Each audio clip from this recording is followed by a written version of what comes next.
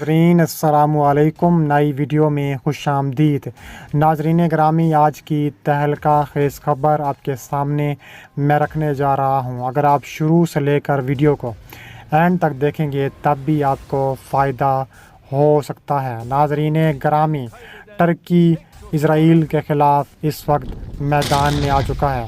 बहुत बड़ी खबर के मुताबिक टर्की ने इज़राइली फ़ौज पर ज़मीनी और फ़ज़ाई हमला कर दिया। टर्की ने 15 किलोमीटर पर कब्ज़ा जमा लिया। तुर्किश फ़ौजें एक एक्शन में आ गईं। तैयब एर्दोगान का तहलका खेज़ बयान सामने। तुर्की तमाम मुसलमान मुल्कों से बाजी ले गया। वीडियो की तफसीलात में आगे बढ़ने से पहले हमारी वीडियो को लाइक कर दें, चैनल को सब्सक्राइब करके बेल आइकन पर क्लिक कर दें। नाज़रीन ग्रामी, आज अब एक ऐसी खबर पर बात करने जा रहे हैं जिसने पूरे मशरिक़ वुस्ता और आलमी सियासत पर हलचल मचा दी है। टर्की ने इज़राइल पर ज़मीनी और फ़ज़ाई हमले किए हैं और तुर्किश फ़ौज ने इज़राइल के 15 किलोमीटर के इलाके पर कब्ज़ा जमा लिया है। तुर्क सदर रजब तैयब एर्दोगान ने एक तहलका खेज़ बयान दिया है जिसने पूरी दुनिया को हैरान और परेशान कर दिया है। तुर्की और इज़राइल के दरमियान कशीदगी कोई नई बात नहीं है, लेकिन हालिया वाक़यात ने दोनों ममालिक को आमने सामने ला खड़ा किया है।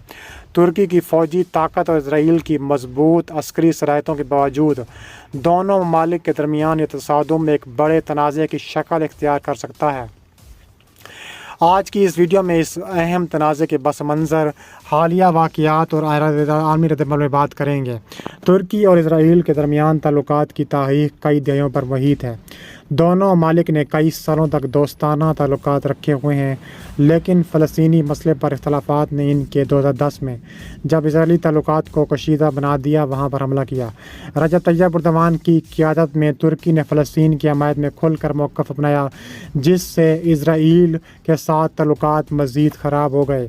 हालिया बरसों में तुर्की ने मशरिक़ वुस्ता में अपनी अस्करी और सफ़ारती ताकत को बढ़ाने के लिए कई इक़दाम किए, जिनमें फ़लस्तीन की हमायत और इसराइल के ख़िलाफ़ बयानात शामिल थे। हालिया दिनों में तुर्की और इज़राइल के दरमियान कशीदगी में मज़ीद इजाफ़ा हुआ है। इज़राइल ने फ़लस्तीन में अपने अस्करी ऑपरेशंस को बढ़ाया, जिसका तुर्की ने सख्त अल्फाज में मज़म्मत की। रजब तैयब एर्दोगान ने इज़राइल को दहशतगर्द रियासत करार दे दिया और मुसलमानों के हक़ के लिए खुलकर सामने आने का ऐलान कर दिया। तुर्की की फ़ज़ाइया ने इज़राइल के अस्करी ठिकानों पर पहले हमले किए, जिसमें इज़राइल के मुतअद्दिद फ़ौजी और असलहा डिपो तबाह कर दिए। इसके बाद तुर्की की ज़मीनी फ़ौज ने इज़राइल के किलोमीटर का इलाके कब्ज़े में ले लिया और तुर्की अफ़वाज की इस जारियत ने इज़राइल को सख्त दिफा पोजीशन में धकेल दिया। तुर्की की फ़ौज ने मशरिक़ वुस्ता की सबसे बड़ी और ताकतवर अफ़वाज में शुमार होती है। तुर्की की फ़ौज जदीद जंगी तैयारों, टैंकों और मिसाइल सिस्टम से लैस है।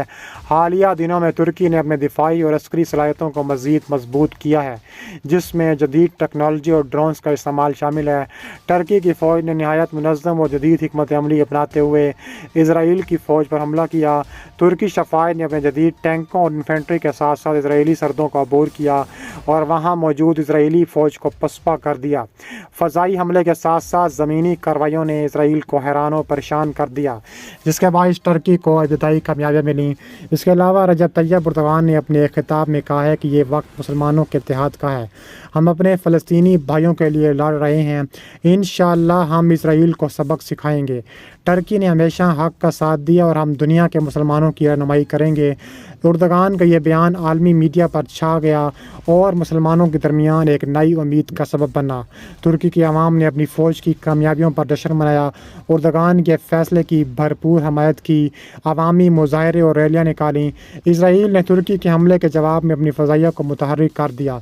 तुर्की के ज़ेर कब्ज़ा इलाकों पर शदीद बमबारी की। इज़राइली फ़ौज ने अपने जदीद जंगी हथियारों और मिसाइलों का इस्तेमाल करते हुए तुर्किश फ़ौज के ठिकानों को निशाना बनाया। दोनों ममालिक के दरमियान ये जंग अब पूरे खित्ते में फैलती जा रही है। आलमी ताकतों ने इस तनाज़े पर शदीद तशवीश का इजहार किया है। अमेरिका, रूस और यूरोपीय यूनियन ने दोनों ममालिक को मुज़ाकरात की मेज़ पर आने की अपील की, लेकिन टर्की और इज़राइल के दौरान अपने मौक़िफ़ पर कायम हैं। अरब ममालिक में इस तनाज़े को हवाले से मिले जुले रद्द-ए-अमल देखने को मिले हैं, जहाँ कुछ ममालिक ने तुर्की की हमायत की, जबकि बाज़ ने इज़राइल के साथ सफ़ारती ताल्लुकात को बरकरार रखने की बात की। तुर्की के हमले के बाद बहुत से मुसलमान ममालिक ने तुर्की की हमायत का ऐलान किया।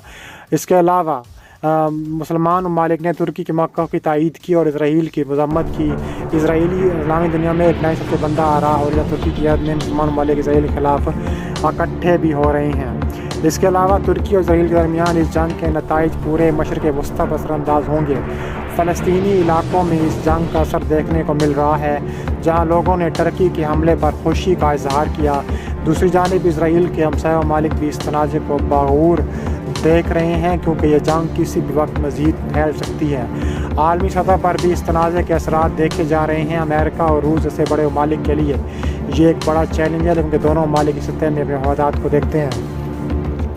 اس کے علاوہ ترکی اور اسرائیل کے درمیان حالیہ تنازع نے خطے میں ایک نئی جنگ کی راہ ہموار کر دی۔ رجب طیب ایردوان کا جرأت مندانہ موقف اور ترک فوج کی کامیابیاں اس جنگ کو مزید پیچیدہ بنا رہی ہیں۔ دوسری جانب اسرائیل بھی اپنی پوری طاقت سے اس جنگ میں شریک ہے۔ عالمی طاقتیں اس تنازع کو روکنے کی کوششوں میں مصروف ہیں۔ کیا یہ جنگ پورے مشرق وسطیٰ میں پھیلے گی؟ اس کا اندازہ تو ہم اگلے کچھ دنوں میں لگائیں گے، بٹ یہ کہا جا رہا ہے کہ ہر صورت ترکی جو ہے وہ نشانہ بنانے کے لیے ہر وقت تیار بیٹھا ہے۔ اس کے علاوہ رجب طیب ایردوان میدان میں آ چکے ہیں۔ انہوں نے مزید تابڑ توڑ کارروائیاں کی ہیں۔ ترکی کے صدر طیب ایردوان نے اسرائیل پر مزید حملے کرنے کی دھمکی دی ہے۔ رجب طیب ایردوان کا کہنا ہے کہ شاید اسرائیل کے ساتھ بھی وہی سلوک ہو جو نگورنو کاراباخ کے معاملے میں آرمینیا کا ہوا۔ آبائی شہر رائس میں حکمران جماعت کے اجلاس سے خطاب کرتے ہوئے رجب طیب ایردوان نے کہا ہے کہ ایسا کچھ بھی نہیں ہے جو ہم نہیں دیکھ سکتے۔ ہمیں اس قدر مضبوط ہونا چاہیے کہ اسرائیل فلسطینیوں پر مظالم نہ ڈھا سکے۔ اسرائیل کو آرمینیا اور لیبیا کا حشر یاد رکھنا چاہیے۔ رجب طیب ایردوان کا شمار ان عالمی لیڈروں میں ہوتا ہے جنہوں نے غزہ میں اسرائیلی جارحیت کی ہمیشہ کھل کر مخالفت کی۔ اس حوالے سے عالمی سطح پر بہت کچھ کرنے کی باتیں کرتے رہے ہیں۔ انہوں نے ملک کے دفاعی ساز و سامان کی صنعت کو سراہتے ہوئے جنگ کے امکانات پر بات کی ہے۔ ترکی کے صدر رجب طیب ایردوان کا کہنا تھا کہ کسی بھی ملک کے سامنے ڈٹ کر کھڑا ہونے کے لیے طاقتور ہونا لازم ہے۔ اگر ہمیں اسرائیل کو مظالم سے روکنا ہے تو زیادہ سے زیادہ طاقت حاصل کرنا ہوگی۔ ترکی کے صدر رجب طیب ایردوان نے اسرائیل میں داخل ہو کر کارروائیاں کی ہیں اور اس حوالے سے کوئی تصریح نہیں کی۔ ان کی پارٹی نے بھی اس حوالے سے کوئی وضاحت جاری نہیں کی۔ یاد رہے کہ ترکی نے لیبیا میں 2020 فوجی قائم کردہ نیشنل ڈیفنس کا فیصلہ کیا تھا۔ اس کے علاوہ ترکی صدر رجب طیب ایردوان نے اس عزم کا اظہار کیا ہے کہ اسرائیل غزہ میں نسل کشی کی قیمت ادا کرے گا۔ انہوں نے یہ بات حماس کے حملے کے جواب میں جنگ کی پہلی برسی کے موقع پر کہی تھی۔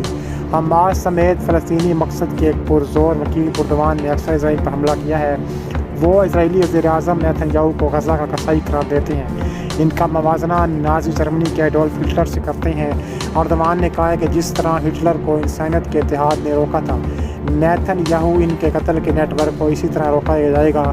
ایسی دنیا میں جس میں غزہ کے نسل کشی کا کوئی حساب نہیں، جس میں کوئی امن نہیں آئے گا۔